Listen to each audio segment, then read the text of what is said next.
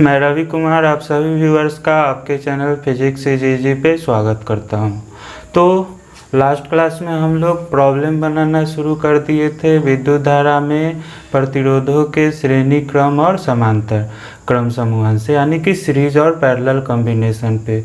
और बहुत basic problem आप लोग को हम पिछला वीडियो में दिए हैं और आज के वीडियो में भी थोड़ा सा लेवल ऊपर करके देंगे, लेकिन मेन मकसद है हमारा कि आपको श्रेणी क्रम और समांतर क्रम सब लोग अच्छा से पढ़ चुके हैं, अच्छा से हम लोग डील कर चुके हैं, सूत्र भी जानते हैं उसका। जैसे श्रेणी क्रम समूहन के लिए फार्मूला क्या लगाते हैं, तो अगर समतुल्य प्रतिरोध R है तो R बराबर क्या होता है, R1 plus R2 plus R3। इस तरह से अगर प्रतिरोध श्रेणी क्रम में, श्रेणी क्रम का मतलब इन टू इन, इस तरह से अगर प्रतिरोध को आप जोड़ रहे हैं R1 R2 R3 तो यह आपका श्रेणी क्रम में जुड़ा हुआ है। इसके लिए समतुल्य प्रतिरोध R बराबर क्या हो गया, R1 plus R2 plus R3 पहले पढ़ चुके हैं। और इसमें एक चीज़ हमेशा ध्यान रखना है कि श्रेणी क्रम में सभी में क्या होता है, धारा समान होता है, सभी प्रतिरोध में समान धारा प्रवाहित होगा।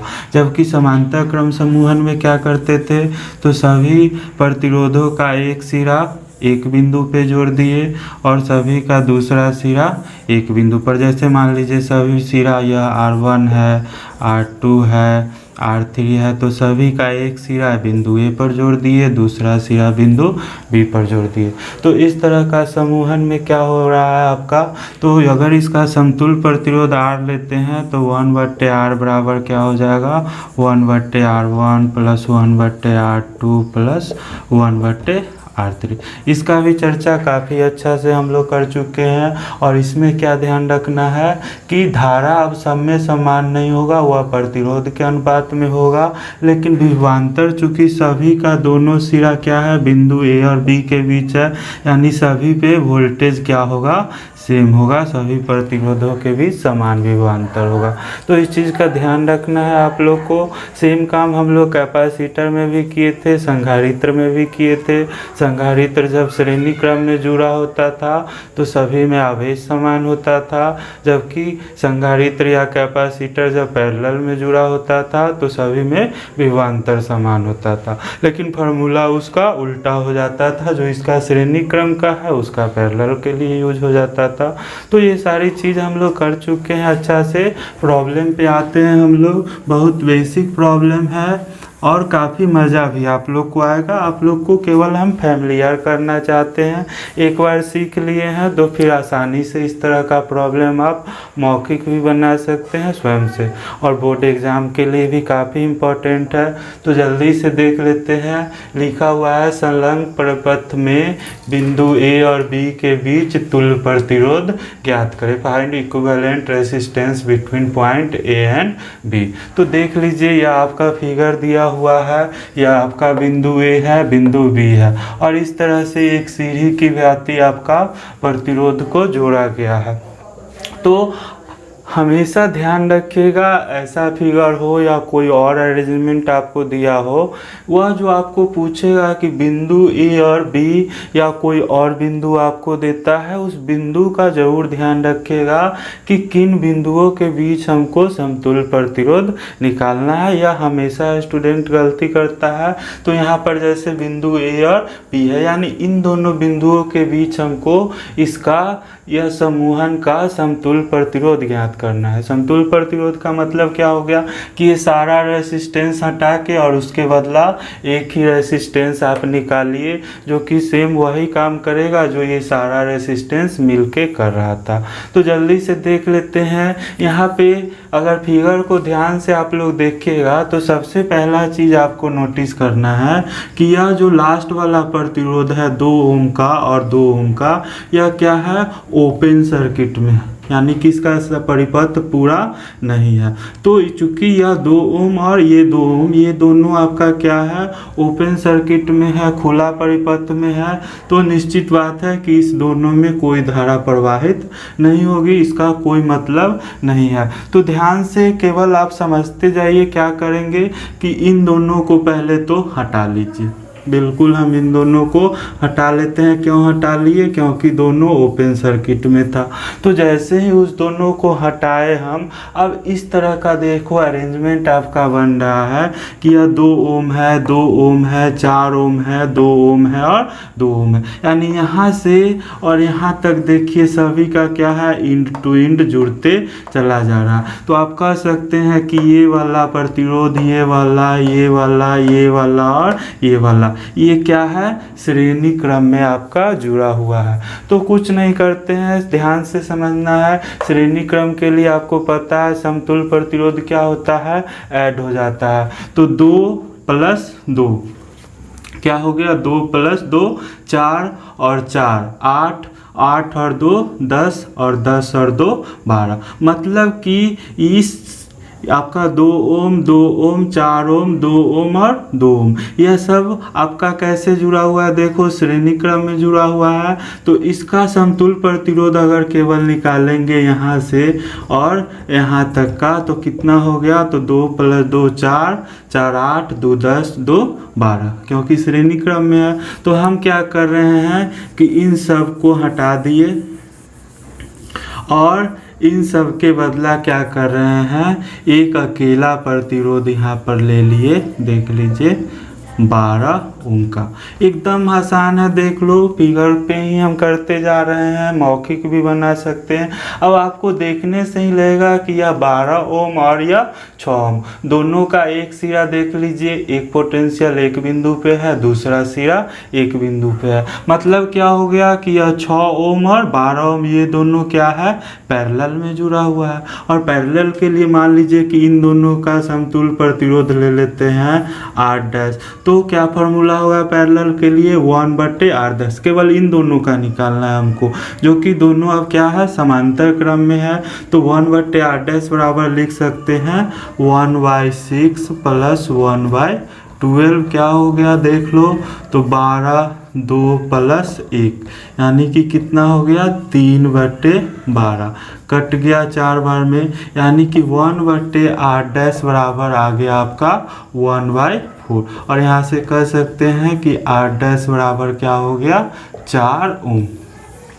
तो अगेन अब क्या कीजिएगा कि ये दोनों का समतुल्य प्रतिरोध जो कि 6 ओम और 12 ओम है, ये दोनों का समतुल्य कितना निकालिए, 4 ओम। तो इस दोनों को भी हटा देते हैं और इसके बदला में क्या कर दे रहे हैं, एक अकेला प्रतिरोध यहाँ पर डाल दिए, कितना, 4 ओम का। देख लीजिए अगेन आप देखिएगा कि अब 2 ओम, 2 ओम, 4 ओम, 2 ओम और 2 ओम, यानी यहाँ से लेके और यहाँ तक का देखिएगा सब कैसे जुड़ा हुआ है, इन टू इंड जुड़ते चला जा रहा है। मतलब यह 2 ओम, 2 ओम, 4 ओम, 2 ओम और 2 ओम, ये कैसे जुड़ा हुआ है, श्रेणी क्रम में। आप आसानी से इसका समतुल्य निकाल लीजिएगा, 2 2 4, 4 8, 2 10 और 2 12। अगेन क्या करते हैं, तो इन सब के बदला में हम इस सब को हटा देते हैं परिपथ से और इसके बदला क्या करते हैं, एक अकेला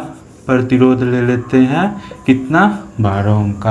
आपको पता है अब फिर 6 ओम और 12 ओम दोनों क्या है, पैरेलल में जुड़ा हुआ है। और 6 ओम और 12 ओम का अभी हम लोग निकाले थे समतुल्य प्रतिरोध, पैरेलल में कितना हो रहा था, 4 ओम हो रहा था। यानी कि इस दोनों के बदले भी हम लोग क्या कर सकते हैं, एक अकेला प्रतिरोध डाल दिए, देख लीजिए 4 ओम का। अब बिल्कुल क्लियर है आपको फिगर, ए और बी के बीच में 2 ओम, 4 ओम और 2 ओम कैसे जुड़ा हुआ है, देख लो इन टू इन जुड़ते हुए आ रहा है ऐसे भी तक। यानी यह क्या है, आपका सीरीज में है। तो समतुल्य प्रतिरोध R बराबर क्या हो गया, 2 + 4 6 और 2 8 ओम। देख लीजिए मौखिक आपने आंसर निकाल लिया। तो बहुत इजी है, केवल हम लोग को क्वेश्चन से फैमिलियर हो जाना है और थोड़ा सा करके देखना है। क्लियर है? तो यह प्रॉब्लम आप लोग अच्छा से देख लीजिए। अगला प्रॉब्लम लिखते हैं। कुछ क्वेश्चन बैंक से भी प्रॉब्लम देंगे, कुछ बुक से भी सिंपल देंगे, एनसीईआरटी से भी देंगे। आप लोग के लिए ये प्रॉब्लम करना बहुत इम्पोर्टेंट है एग्ज़ाम के लिए। तो अगला हम देखते हैं फिर। अगला क्वेश्चन सब लोग ध्यान से देख लेते हैं। यह भी बहुत सिंपल है और इस तरह का इनफाइनाइट लैडर का हम कैपेसिटर में आप लोग को प्रॉब्लम करवाए थे। आपका प्रतिरोध में भी देख लेते हैं क्या कह रहा है।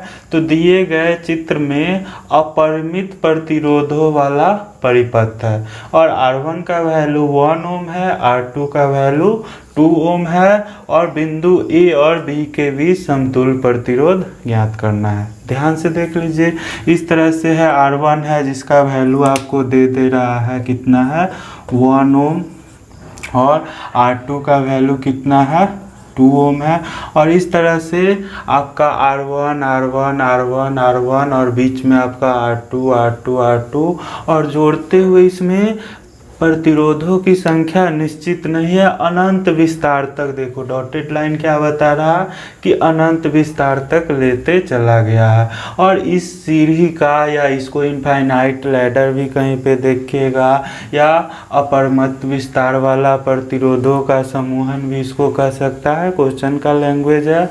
और इस तरह में कह रहा है कि इसका समतुल्य प्रतिरोध बिंदु ए और बी के बीच हम लोग को ज्ञात करना है। देखने में आपको लगेगा कि अब अनंत तक हम कैसे जोड़ते हुए जा सकते हैं, लेकिन बहुत सिंपल टेक्निक है, इसके लिए भी बहुत आसानी से बन जाता है। कैपेसिटर में देखे होंगे अगर, तो इसमें भी सेम वही काम हम लोग कर सकते हैं। क्या कर लेंगे हम लोग, तो मान लेंगे, क्या करेंगे, माना ए तथा बी के बीच समतुल्य प्रतिरोध R है। देखिए क्या टेक्निक हम लोग कर रहे हैं कि जैसे लास्ट क्वेश्चन में हम लोग किए थे कि लास्ट से जोड़ते हुए और चले आए, क्योंकि वह फाइनाइट था, उसमें प्रतिरोधों की संख्या नियत थी। लेकिन चूंकि यह इनफाइनाइट है, अनंत विस्तार का सीढ़ी है, तो हम पहले ही मान लिए कि बिंदु A और B के बीच समतुल्य प्रतिरोध R है। अब यहाँ पे क्या करना है टेक्निक, देखो कि यह जो सीढ़ी है चूंकि यह अनंत विस्तार तक जा रहा है, तो हम लोग क्या करेंगे कि दो प्रतिरोध R1 और R2, अगर यहाँ को छोड़ के, इतना को अगर छोड़ के, अगर वापस से भी अगर आप देखिएगा, देखिए इतना को हम छोड़ दे रहे हैं, जहाँ दिए इतना को, और इसके बाद भी देखिएगा तब भी तो यह क्या है, अनंत विस्तार का सीढ़ी है। यानी इस दो प्रतिरोध को हम हटा देते हैं और चूंकि हम मान लिए हैं कि बिंदु A और B के बीच इसका समतुल्य प्रतिरोध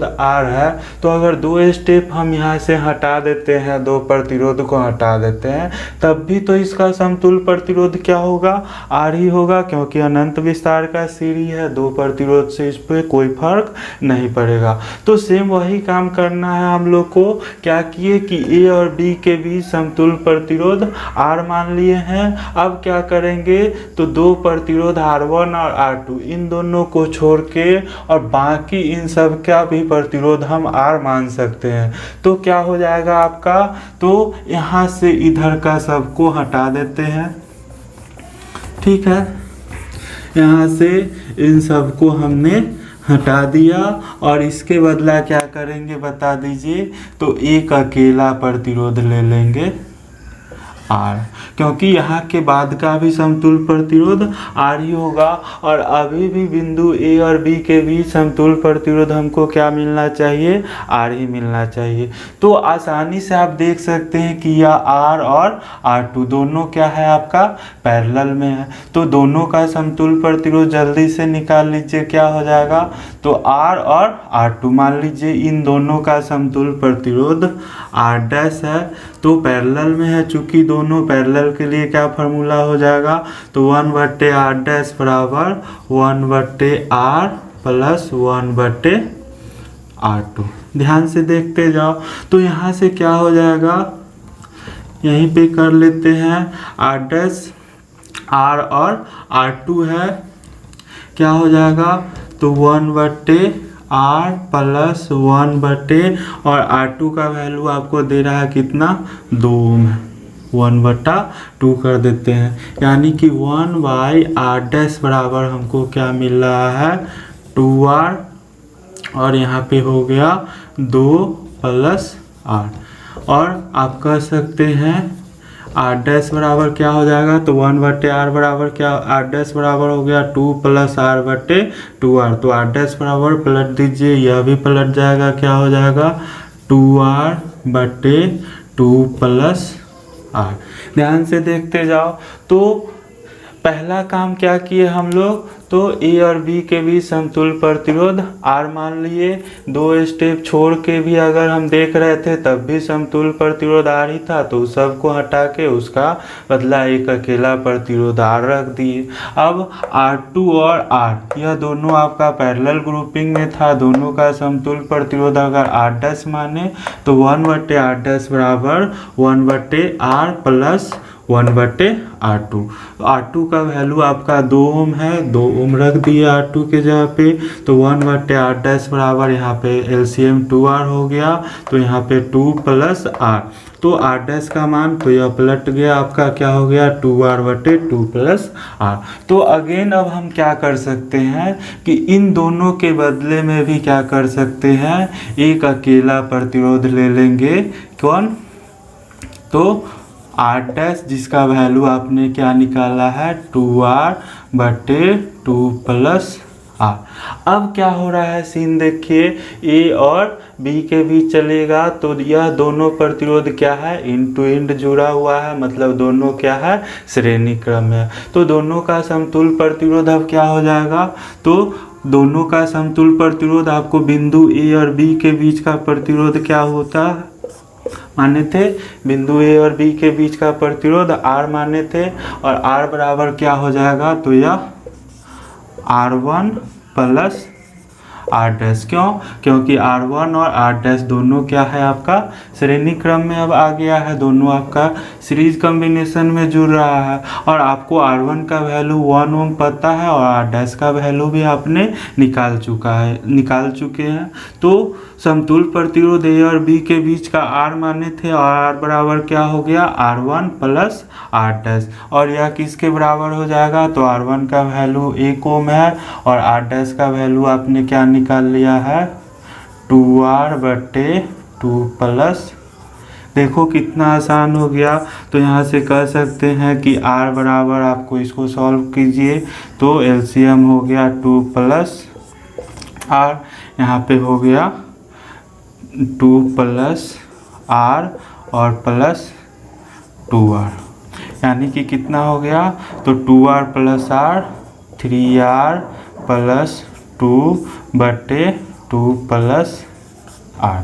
ध्यान से देखते जाइए। तो हम लोग को मिल रहा है क्या, r बराबर 3r + 2 और बट्टा में 2 + r। कुछ नहीं कीजिएगा, इसको सॉल्व कीजिए, तिरछा गुना इस तरह से आप कीजिए, तो क्या हो जाएगा r × 2 2r + r × r क्या हो गया r², और बराबर में इसका बट्टा 1 मान सकते हैं, तो क्या बचेगा 3r + 2। तो यहाँ से हम लोग को इक्वेशन मिल गया r², यह आपका 2r है, इसको भी इधर ले आइए, -3r - 2 बराबर 0। यह क्वाड्रेटिक में बदलते चला जा रहा है, देख लो। तो r² और 2r - 3r क्या बचेगा -r - 2, और यह बराबर हो गया 0। तो अब आप लोग आसानी से इसको फैक्टर कीजिए, फैक्टर कर सकते हैं, सब लोग बिल्कुल आसानी से कर सकते हैं। क्या हो जाएगा, तो इसको हम लिख देते हैं r² - 2r + r - 2 बराबर 0।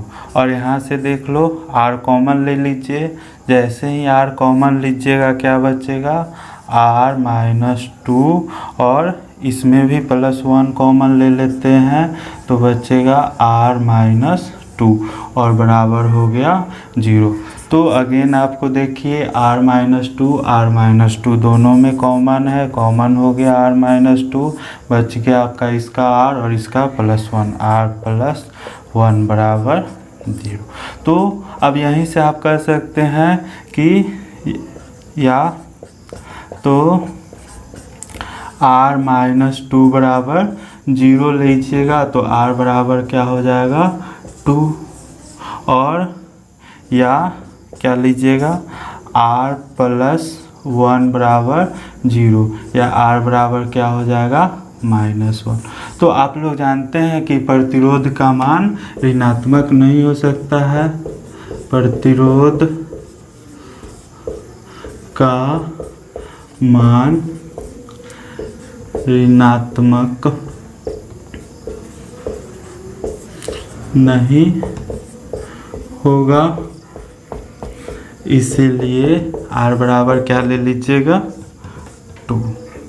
तो r बराबर 2 ओम आपका क्या हो गया आंसर हो गया। तो देख लो बहुत आसान क्वेश्चन था, थोड़ा सा हम लंबा करते हैं कि सबको समझ में आ जाए। हो सकता है किसी को क्वाड्रेटिक में भी थोड़ा बहुत प्रॉब्लम हो, तो हम जान के अच्छा से सारा को कर देते हैं कि कहीं थोड़ा भी आप लोग को प्रॉब्लम नहीं बचे। टेक्निक वही था कि सभी का समतुल्य प्रतिरोध पहले R मान लो, उसके बाद 2 स्टेप छोड़ के, और बाद बाकी के लिए चूँकि अपरिमित आपका था, इनफाइनाइट लैडर था, तो 2 स्टेप छोड़ने के बाद भी बाकी का प्रतिरोध R ही होगा, R रख दिए उसके बदला।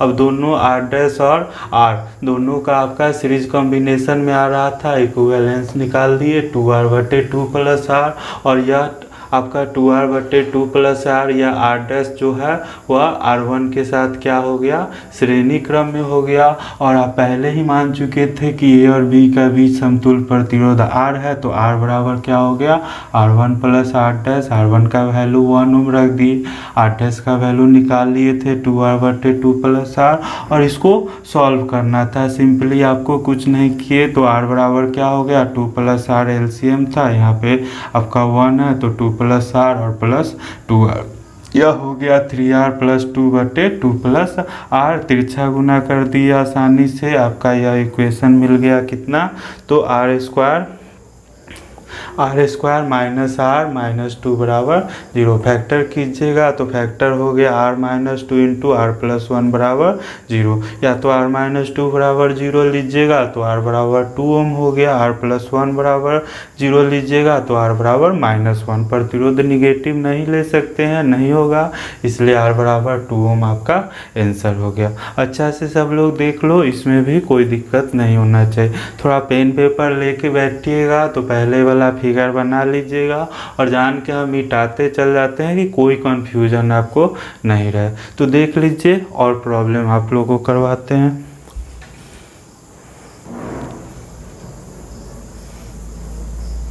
हम लोग अगला क्वेश्चन जल्दी से देख लेते हैं। यह बोर्ड में आपका पूछ चुका है, क्वेश्चन बैंक से है और कोई जान नहीं है। बेसिक आप लोग जानते हैं केवल सीरीज का फार्मूला और पैरेलल का, तो बहुत आसानी से आप लोग इसको भी बना लीजिएगा, लेकिन इम्पोर्टेंट है, 1-2 बार जरूर बना के देखिएगा। क्वेश्चन पढ़ देते हैं। पहले कह रहा है यदि 2 प्रतिरोध श्रेणी क्रम यानी कि सीरीज में जोड़े जाते हैं तो उनका तुल्य प्रतिरोध 16 ओम है, और यदि उन्हीं 2 प्रतिरोधों को समांतर क्रम में जोड़ा जाता है तो उनका तुल्य प्रतिरोध 3 ओम होता है।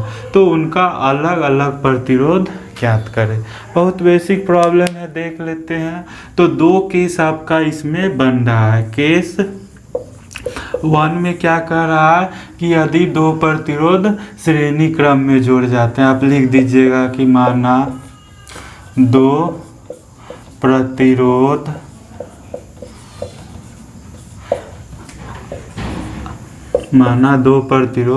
R1 तथा R2 है। मान लिए हम शुरू में, क्योंकि दोनों प्रतिरोध का अलग अलग वैल्यू हमको ज्ञात करना है, तो एक प्रतिरोध R1 मान लिए, दूसरा R2 मान लिए। अब केस 1 में क्या कर रहा है कि दोनों को सीरीज या श्रेणी क्रम में जोड़ा जाता है। मतलब कैसे जोड़ेगा, तो इस तरह से R1 हो गया, इस तरह से R1 और R2। और केस 2 में आपका क्या कह रहा है कि उन्हीं दो प्रतिरोधों को कैसे जोड़ रहा है, तो इस तरह से जोड़ रहा है पैरेलल में। तो पैरेलल में आपको पता है कि दोनों का एक छोर एक बिंदु पर कर दीजिए, दोनों का दूसरा छोर एक बिंदु पर कर दीजिए। तो इसको मान लिए R1 और R2 देख लो। तो क्वेश्चन को ध्यान से समझने के लिए हम एकदम डिटेल में आप लोग को करेंगे, कोई कंफ्यूजन नहीं रहने देंगे। तो कह रहा है कि दो प्रतिरोध को श्रेणी क्रम में जोड़ा जाता है तो उनका तुल्य प्रतिरोध कितना है, 16 ओम है। यानी कि इस तरह से R1 और R2 मान लिए दो प्रतिरोध R1 और R2 है, दोनों को अगर श्रेणी क्रम में जोड़े तो दोनों का तुल्य प्रतिरोध R बराबर क्या हो जाएगा, श्रेणी क्रम के लिए R1 प्लस R2। और क्वेश्चन से ही कह रहा है कि R1 प्लस R2 बराबर तुल्य प्रतिरोध कितना है, 16 ओम है। देखो यह आपका क्या हो गया, इक्वेशन 1 आपका मिल गया कि R1 और R2 प्रतिरोध मान लिए श्रेणी क्रम में जोड़े, तुल्य प्रतिरोध R आपका 16 ओम क्वेश्चन ही दे रहा है। तो R1 प्लस R2 बराबर क्या हो गया, 16 ओम हो गया। अब जब पैरेलल में जोड़ते हैं दोनों प्रतिरोध को तो कहता है कि उनका तुल्य प्रतिरोध कितना है, 3 ओम है। तो मान लीजिए पैरेलल का फॉर्मूला दोनों का R1 और R2 का पैरेलल में या समांतर क्रम में तुल्य प्रतिरोध R है तो 1/R बराबर क्या लिखेगा, 1/R1 प्लस 1/R2। और क्वेश्चन में ही दे रहा है कि इस R का वैल्यू कितना है, 3 ओम है। यानी कि 1/3 बराबर क्या हो जाएगा, तो यह हो गया R1 R2 का एलसीएम R1 R2, यहाँ पे हो गया R2 प्लस R1, या इसको लिख सकते हैं R1 प्लस R2 और बटे R1 R2। देख लीजिए ध्यान से। तो यहाँ से हम लोग को क्या करना है कि इसको आप लिख सकते हैं या 1/3 बराबर, और R1 प्लस R2 का वैल्यू आप इक्वेशन 1 से 16 ओम आसानी से लिख सकते हैं। तो R1 प्लस R2 के जगह पे इक्वेशन 1 से हमने रख दिया 16 और बटा में R1 R2, और इसको कह लीजिए आप इक्वेशन 2, या इसको थोड़ा सा और सॉल्व कर लेते हैं यहाँ से, या यहाँ से कह सकते हैं आप तिरछा गुना कीजिएगा तो R1 R2 बराबर 16 48 ओम। इसको आप इक्वेशन 2 मान लीजिए। और यहाँ पे R1 प्लस R2 के जगह पे 16 कहाँ से रखे हैं, फ्रॉम इक्वेशन 1। तो केवल अब आपको मैथ बच रहा है। देखो R1 प्लस R2 का वैल्यू आपको पता है 16 ओम, और यहाँ R1 R2 का वैल्यू आपको पता है 48 ओम। तो अगर हम लोग लिखते हैं R1 माइनस R2 का होल स्क्वायर, आपको पता होगा a माइनस बी का होल स्क्वायर क्या हो जाता है, तो a प्लस बी यानी R1 प्लस R2 का होल स्क्वायर और -4ab यानी कि -4R1 R2 लिख सकते हैं। R1 माइनस R2 का होल स्क्वायर बराबर R1 प्लस R2 का होल स्क्वायर -4R1 R2। वही फार्मूला है, जैसे a माइनस बी का होल स्क्वायर बराबर क्या लिख सकते हैं, तो a प्लस बी का होल स्क्वायर -4ab सॉल्व कीजिएगा, फिर आपको a माइनस बी का होल स्क्वायर मिल जाएगा। तो इस लिखने से फ़ायदा क्या होगा कि हमको R1 माइनस R2 का वैल्यू आसानी से मिल जाएगा। यहाँ से आप लिख सकते हैं R1 माइनस R2 का होल स्क्वायर बराबर R1 प्लस R2 के जगह पे आपको पता है 16 का स्क्वायर -4 इंटू और R1 इंटू R2 के जगह पे क्या रख देंगे, 48 रख देंगे। देख लीजिए तो यहाँ से क्या मिल जाएगा, R1 माइनस R2 का होल स्क्वायर बराबर 16 गुने 16 कितना हो जाएगा, करके देख लीजिए, 6 1 36, 6 3 9, 6 और 1, 6 9 6 15, 1 1 2। यह सब वैल्यू आपको याद भी रहना चाहिए। तो 16 का होल स्क्वायर हो गया 256, और माइनस इसको कर दीजिए 8 चक 32, 4 चक 16, 17 18 19। तो यहाँ से आप घटा लीजिए, 6 में से 2 गया 4, और 6 में से 2 घटा दिए 4 हो गया, 9 6 15 हो गया, यानी कि R1 माइनस R2 का होल स्क्वायर 64 हो गया। यहाँ से आप कर सकते हैं R1 माइनस R2 बराबर √64, यानी कि क्या हो जाएगा 8 ओम। तो R1 माइनस R2 बराबर हमको मिल गया 8 ओम। इसको इक्वेशन 3 कर लो। बहुत आसान है, केवल मैथ है आपका, सॉल्व करना है। आप जैसे इच्छा हो सॉल्व कर सकते हैं। हम क्या कर लिए, तो सबसे पहले R1 और R2 को सीरीज में जोड़ दिए, दोनों का समतुल्य प्रतिरोध R बराबर R1 प्लस R2 हो गया। R1 प्लस R2 का वैल्यू क्वेश्चन में ही कह रहा था 16 ओम था, 16 ओम लिख दिए, यह समीकरण 1 हो गया। अब दूसरा में दोनों को पैरेलल में जोड़ रहा था और इसका समतुल्य प्रतिरोध कह रहा था कितना है, 3 ओम है। तो दोनों में पैरेलल के लिए अगर समतुल्य प्रतिरोध दोनों का समांतर क्रम में R है तो फार्मूला समांतर क्रम का 1/R बराबर 1/R1 प्लस 1/R2। R का वैल्यू आपको कहीं रहा 3 है, 1/3 बराबर यह आपका हो गया R2 प्लस R1/R1 R2। और यहाँ से R1 प्लस R2 का वैल्यू आप आसानी से रख दिए, 16 बचा में बच गया R1 R2, यानी R1 R2 बराबर क्या हो गया 16 या 48। तो उसके बाद क्या करना था, इसको समीकरण 2 लिख लिए हम, और हमको पता है कि R1 माइनस R2 का होल स्क्वायर जैसे a माइनस बी का होल स्क्वायर बराबर क्या हो जाएगा, तो a प्लस बी का होल स्क्वायर यानी R1 प्लस R2 का होल स्क्वायर माइनस 4ab यानी माइनस 4R1 R2। और आपको R1 प्लस R2 का वैल्यू पता है 16, 16 का स्क्वायर माइनस 4 गुने, और यह R1 R2 का वैल्यू पता है 48, 48 रख दिए, 16 का स्क्वायर 256, 48 गुने 4 192, घट के आ गया 64। तो R1 माइनस R2 का होल स्क्वायर 64 हो गया, तो R1 माइनस R2 क्या हो जाएगा √64 यानी कि 8 ओम। अब कुछ नहीं कीजिएगा, लिख दीजिए फ्रॉम इक्वेशन 1 एंड 3।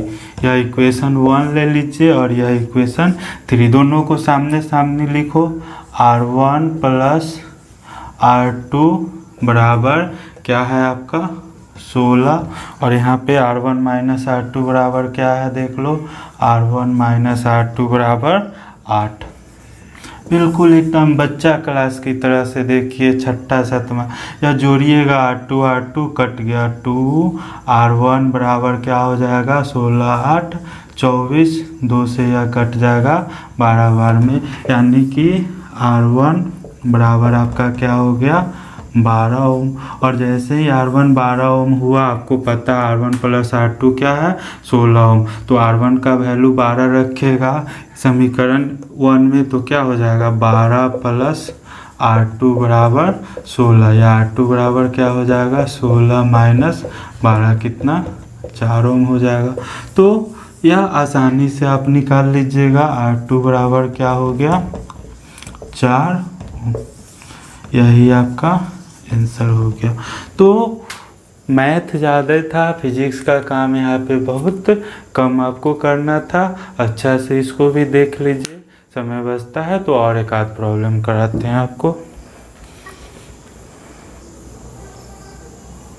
एक क्वेश्चन और हम लोग जल्दी से देख लेते हैं, बहुत इम्पोर्टेंट है। इस तरह का क्वेश्चन आपका बोर्ड में रिपीट होते रहता है और कोई जान क्वेश्चन में है नहीं, जल्दी से पढ़ लीजिए। 1 किलोवाट का एक हीटर 220 वोल्ट की लाइन पर लगा है, हीटर के तंतु या एलिमेंट में प्रवाहित धारा ज्ञात कीजिए। हीटर मेरे ख्याल से सब लोग घर में देखा होगा, क्या रहता है तो चीनी मिट्टी का इस तरह से बना रहता है और उस पे क्या रहता है तो इस तरह से एलिमेंट आपका जो कि नाइक्रोम का या और कोई उच्च प्रतिरोध वाला तार का तंतु लिपटा रहता है। इस तरह से चीनी मिट्टी के बर्तन में आपका या कोई केसिंग में और नाइक्रोम के तार का तंतु इस तरह से लपेट दिया और इसको क्या करते हैं तो सप्लाई घर में आपको सबको पता है कितना रहता है 220 वोल्ट का सप्लाई लाइन्स में से आप जोड़ देते हैं तो इस तंतु से धारा प्रवाहित होता है। प्रतिरोध के कारण तंतु क्या होता है गर्म होता है, जिस पे कि बर्तन वगैरह रख के आप लोग खाना बनाते हैं। तो एक्चुअल में यह सीन क्या है कि हीटर के तंतु का प्रतिरोध मान लीजिए आप इस तरह से R है और इसको क्या कर दिए आप तो 220 वोल्ट के सप्लाई लाइन से जोड़ दिए, यानी कि वोल्टेज भी बराबर आपको क्या है 220 वोल्ट है। और इसका हीटर के तंतु का प्रतिरोध आप कह सकते हैं कि मान लीजिए R है, कोई समस्या नहीं है। तो आपको कह रहा है कि 1 किलोवाट का एक हीटर है। देखिए किलोवाट किसका इकाई है, शक्ति का, यानी कि हीटर का पावर आपको दे रहा है कितना 1 किलोवाट, यानी कि 1000 वाट। 1 किलोवाट को क्या लिखिएगा, पावर उसका क्या है 1000 वाट। और कितना वोल्टेज पे जोड़ा गया है 220 वोल्ट के सप्लाई लाइंस पे इसको जोड़ा गया। और आपको कह रहा है कि तंतु से यानी हीटर के एलिमेंट से या हीटर के प्रतिरोध से कितना धारा आई आपको प्रवाहित होगा। तो बनाने के लिए तो एकदम सिंपल है, थोड़ा सा हम आपको चाहते हैं कि रिवीजन कर लीजिए कि वर्क डन क्या निकाले थे। अगर कोई प्रतिरोध R था, उससे धारा I प्रवाहित हो रहा था, तो धारा I को प्रतिरोध R से प्रवाहित करने में किया गया कार्य W, जो कि क्या किसमें बदल जाता था, हीट में बदल जाता था, और वह कितना हुआ था तो V इंटू I और इंटू T। या आप लोग देख लीजिएगा थंबनेल में ही मिल जाएगा, W बराबर VIT, या इसी को लिखे थे हम लोग क्या I² RT, या फिर इसी को लिखे थे V² R इंटू T। या काफ़ी चर्चा कर चुके थे। यह था वर्क डन, यानी कि किसी प्रतिरोध में धारा I प्रवाहित करने में व्यय ऊर्जा या फिर ऊष्मा, उसके लिए यह इक्वेशन निकाले थे। और जब बात पावर की आया था तो पावर P या शक्ति बराबर क्या होता है W/T, जिसको कि कहते थे कार्य करने की दर को शक्ति कहते हैं। तो थोड़ा सा जान के हम आप लोग को रिवीजन करवा दिए कि यह आपका व्यय ऊष्मा या ऊर्जा के लिए या VIT या I² RT या V²/RT यूज कीजिएगा। और जब पावर आपको दिया हुआ है तो आपको पावर बराबर क्या पता है, कार्य करने की दर, यानी W/T। W आपका क्या है, कार्य है, T से भाग दीजिएगा तो सबका T कैंसिल हो जाएगा, क्या बटेगा VI या फिर I² R या फिर V²/R। तो यहाँ पे हम थोड़ा सा केवल आप लोग को झलक कर दिए हैं, आप इसको अच्छा से जाके रिवीजन कर लीजिएगा। आपका जस्ट हाल फिलहाल का वीडियो अपलोड किए हैं विद्युत धारा में। अब आ जाते हैं क्वेश्चन पे। क्वेश्चन में कुछ दाम नहीं है, आपका P का वैल्यू पता है 1000 वाट, और आपको पता है कि P बराबर क्या होता है V इंटू I। तो आसानी से आप रख दीजिए P बराबर 1000 वाट, V आपको दे ही रहा है कितना 220 वोल्ट, और इंटू I। यहाँ से देख लो I बराबर क्या हो जाएगा तो 1000/220। यह आपका कट ही गया 2 से 11 बार में, 2 से या 50 बार में। धारा क्या हो गया 50/11 एम्पियर। यही आपका आंसर हो गया। इसको आप लोग निकाल लीजिए, 50 में अगर 11 से भाग दीजिएगा तो क्या हो जाएगा 11 चक 44 6, और फिर अगर दशमलव पे निकालना चाहते हैं तो 11 × 5 = 55, 5 फिर 0 अगर लेते हैं तो 11 चक 44, यानी कि अप्रॉक्स आपका आ रहा है 4.54 एम्पियर। तो इसमें आपको पावर का वैल्यू दिया हुआ था और धारा I का मान निकालना था। P बराबर VI का यूज हुआ। हो सकता है प्रतिरोध का वैल्यू देता तो इसका यूज कर लेते, या वोल्टेज और R दिया हुआ रहता तो इसका यूज कर लेते। तो यह बहुत इम्पोर्टेंट इक्वेशन है आपका, ये दोनों आपको अच्छा से आप लोग रिवीजन कर लीजिएगा। तो आज यहाँ तक ही आप लोग का वीडियो रहने देते हैं हम। फिर आगे अभी किरचॉफ्स लॉ बहुत इम्पोर्टेंट है, जंक्शन लॉ, और ये आपका एग्जाम में पूछेगा भी और बहुत आसानी से आप लोग को समझ में भी आ जाएगा। तो यहाँ तक आज का काम कर लीजिए, फिर अगला वीडियो में हम लोग मिलते हैं। धन्यवाद।